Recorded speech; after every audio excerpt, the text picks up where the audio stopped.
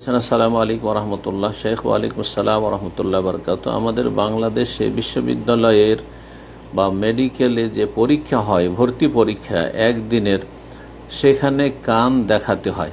কোনো বোন প্রশ্ন করেছেন, কান দেখাতে হয় আর নেকাব করা যাবে না, না হলে সে পরীক্ষা দিতে পারবে না, এক্ষেত্রে কি করবে? জি, আল্লাহ রাব্বুল আলামিন এই রকমের শিক্ষা অঙ্গনের অনিষ্ট থেকে যেন হেফাজত করেন প্রত্যেক মুসলিমের, এবং এই শিক্ষা অঙ্গন পরিচালনা যারা করেছেন তারা যদি মুসলিম হন তো আল্লাহ যেন তাদের অন্তরে ভয় ভীতি দান করেন এবং তাদেরকে আল্লাহর দিনের দিকে ঠিকভাবে পুরোপুরি ফিরে আসার তৌফিক দান করেন।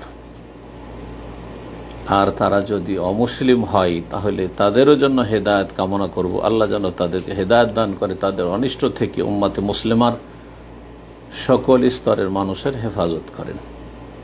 কোনো মুসলিমের জন্য জায়েজ নয় যে কোনো সাবালিকা মেয়েকে বলবে যে তোমার কান খোলো, তোমার চেহারা খোলো। জি,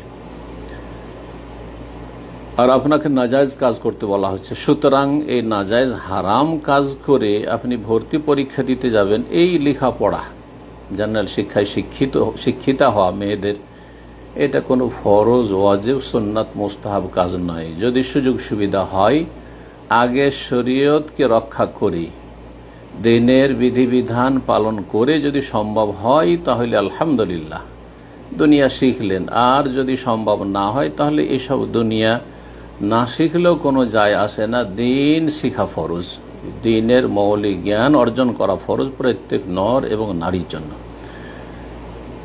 বাকি কথা, পুরুষদেরকে আল্লাহ রোজগার করতে বলে, পুরুষরা এই দুনিয়ার শিক্ষা শিক্ষিত হবে দুনিয়ার রোজগার করার জন্য, মহিলাদের কোনো প্রয়োজন করে না।